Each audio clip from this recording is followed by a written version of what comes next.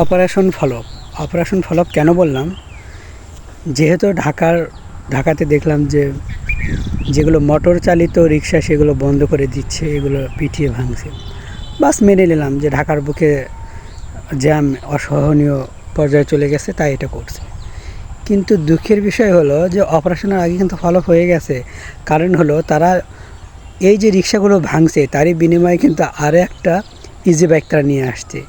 তাহলে আপনারাই বলুন, এটা কি এমন নয় যে এটা ভেঙে নতুনটা গড়ার স্বপ্ন? তাহলে আপনি যে কারণ দেখিয়েছেন, যার জন্য আপনি গাড়িগুলো ভাঙচুর করছেন, সেই কারণ যদি আবার চলে আসবে না, এর কোনো গ্যারান্টি আছে? আমার কথা হলো যে রাস্তা কিন্তু বাড়েনি, লক্ষ লক্ষ গাড়ি কিন্তু নেমে গেছে রাস্তায়। তো এখন এই গাড়িগুলো আপনারা তুলে দিচ্ছেন, ভালো কথা। একদিকে দিয়ে তুলে দেন, আরেকদিকে দিয়ে লঞ্চ করেন, তাহলে এটা কি? এটা তো এমন নয় যে অপরের কিছু খেয়ে আপনি এরকম করছেন। আমার প্রশ্ন হলো, লঞ্চ কেন করবেন? যদি লঞ্চ করতেই হয় এমনভাবে এই রিক্সাগুলোই বা এই ইজি বাইকগুলো, যে এই অটোগুলো যেগুলো আছে, এগুলো করুন না আপনারা বেশি সিট, বা নতুন করে এমনভাবে যে যাতে করে অনেকগুলো যাত্রী বসতে পারে, ভাড়ার টাকা কমে যেতে পারে। এতে করে কী হলো, প্রতি রিক্সায় যে একজন করে উঠবে এমন না, বরঞ্চ একটা করে রিক্সায় বা একটা করে গাড়িতে 10-12 জন উঠতে পারে, এমনভাবে করুন যাতে করে মানুষের ভাড়াও বাঁচে এবং দ্রুত গাড়ি ভরে যায় এবং মানুষ যেতে পারে।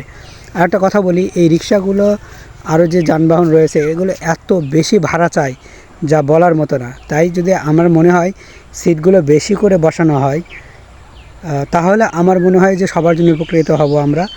ভাড়াও কমে যাবে, সেই সাথে দ্রুত ভরে যাবে এবং রাস্তাটাও অনেক ফাঁকা হয়ে যাবে। তার মানে এই নয় যে একটা উঠে দিয়ে আরেকটা লঞ্চ করা, এটা কিন্তু ফলো হয়ে গেছে। আর ইজি বাইকদের উদ্দেশ্যে আমি একটা কথা না বললেই না, তাদের আমার খারাপ লাগে। সবচেয়ে বড় যে জিনিসটা খারাপ লাগার জিনিসটা হলো, তাদের সিট থাকে 6টা, অর্থাৎ সামনে দুজন দুই পাশে বসে, তারপরের সিটে উল্টো দিকে যে সিট থাকে সেখানে দুজন বসবে, পিছনে দুজন বসবে, এটাই হওয়ার কথা। এবং সিট কিন্তু 6টা।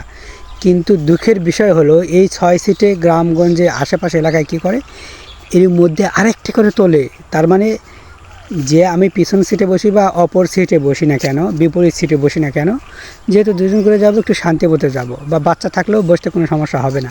কিন্তু তারা এখানে আবার লোক উঠিয়ে নেয় এবং এটাকে বাধা দিলে তাদের যে অহংকার, দাম্ভিকতা এবং তারা যে বাজে আচরণ করে তা বলার মতো না। কয় রিজার্ভ নেন, রিজার্ভ নিয়ে এত চলেন কেন? রিজার্ভের জন্যই যদি যাবো, তাহলে তোমার সিরিয়াল গাড়িতে আমি কেন উঠছি?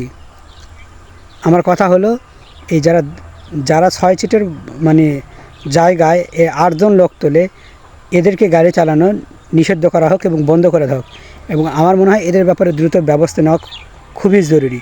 কারণ এই ড্রাইভাররা বেশি অহংকার হয়ে গেছে। ইজি বাইক সবগুলো কথা বলছি না, কিছু কিছু ইজি বাইক এরকম করে, 6 সিটের জায়গা ওরা 8 সিট, মানে 8টা লোক নিবে 6 সিটের জায়গা। কেন সিট তুমি 6টা দিচ্ছ, 8টা কেন চিপাচিপি করে কেন নিবে? মানুষের তো ব্যাগও থাকে, অনেকের বাচ্চাও তো থাকতে পারে, তাই না? তো 6টার বেশি লোক নেওয়া যাবে না। হ্যাঁ, এদের যে বাচ্চা থাকে কোলে নিয়ে যায় সেটা যাবে, সেটা আলাদা হিসাব। কিন্তু 6টার বেশি লোক তুললে যে কয়টা সিট তার বেশি যদি তুমি, যেহেতু ইজি বাইক, তো এর বেশিও যদি তুমি তোলো, তাহলে আমার মনে হয় এদেরকে চালানোর যে লাইসেন্স যারা দিয়ে থাকে, ড্রাইভার লাইসেন্স, এটা বাতিল করে দেওয়া এবং এরা যেন রাস্তায় আর গাড়ি বের করতে না পারে, এ ব্যাপারে প্রশাসনকে সতর্ক করা। কারণ হলো, একটা মহিলা পিছন সিটে বসছে, 2জন মহিলা, আমরা বিপরীত উল্টা পাশে সিট, আমি এবং আরেকজন বসছে। তো এই অটোওয়ালা ছাড়বেই না, সামনেও 2জন হয়ে গেছে 6 জন। তো আমরা সবাই বললাম 6 জন হয়ে গেছে, তাহলে আপনি ছাড়ুন। কয় না, আরও 2জন নিব। তো 2জন কেন নেবেন? সিট তো 6টা। কয় আপনারা বেশি বোঝেন, আপনারা বেশি জানেন, আমার গাড়িতে আমি কতগুলো লোক তুলব না, তবে সেটা একা তো আমার বিষয়। আরে ভাই, একজনের গাড়িকে তুলে দিবেন, আপনারা তো অন্তত এইটুকু করা দরকার যে সিট যে করে সে করা। বাচ্চা আছে, ঠিক আছে, কোলে নেবে, সমস্যা নেই। কিন্তু এ বাদেও আরও আপনি 2জন লোক কেন তুলেন যে 2টা সিটই নেই? ওরা শুধু মানুষেরই ভুল ধরবে, অপরাধ ধরবে, মানুষদেরই, জনগণকেই মারবে, কিন্তু তারা নিজেরা ভুল করছে এটা কিন্তু তারা মানতে নারাজ। এবং সেক্ষেত্রে কিন্তু তারা অনেক বড় বড় লজিক, বড় বড় যুক্তি মানে দাঁড় করাবে, যে যুক্তি আসলে মানুষকে কষ্ট দেওয়া। ওই মহিলা বলছে যে বাবা চলো, ওই মহিলাকে বলছে আপনি যদি লোক তুলতে না দেন তাহলে আমাকে রিজার্ভ করে নিয়ে যান। আমার প্রশ্ন হলো, রিজার্ভ কেন করতে হবে? রিজার্ভ যদি করে তাহলে তো সিরিয়াল গাড়ি কেন? আর এই সিরিয়ালগুলো মনে হয় ভেঙে দেওয়া উচিত, কারণ এই সিরিয়াল নামের সমিতি অনেক খারাপ কিছু বয়ে আনছে। আমি সমিতি নিয়ে বিস্তারিত অন্য একটা ভিডিওতে বলবো, এই ডাকাতদের সম্পর্কে। ঢাকাতে জ্যামের কথা কি বলবো, মানুষ এসে খালি ঢাকা না, সারা বাংলাদেশে আপনি দেখবেন একজন মানুষ রাস্তায় বের হয়েছে, সেখানে 10-12টা গাড়ি চলে আসছে। এদের প্রত্যেকের ভাড়া কমিয়ে দেওয়া হোক, তাহলে রিক্সা চলে। ওই যে দিনমজুরি আছে না, দিনমজুরি কিন্তু অনেক মূল্য বৃদ্ধি পেয়ে গেছে, মানুষ লোক পায় না। আর অথচ এই জিনিসগুলো তারা বিক্রি করে দিনমজুরকে দিতেই শেষ, তারা লাভবান হচ্ছে পারছে না। আমার মনে হয় এই কারণে এই যে গাড়ি না মানুষ কিনে রাস্তায় বের করে অনেক টাকা পাচ্ছে, এই টাকাগুলো কমিয়ে দেওয়া হোক, দিলে আর এত লোক গাড়ি চালাবে না। এটা একটা কথা। আর একটা কথা বলে রাখি যে ঢাকার বুকে যানজট কমাতে অবশ্যই গাড়ি বেশি হয়ে গেছে, গাড়ি কমানো দরকার। এর বিপরীত আপনি গাড়ি এমনভাবে বের করবেন না যে একটা বন্ধ করলেন আরেকটা লঞ্চ করলেন, এটা তো ফলপ্রয়ী হয়ে গেল না।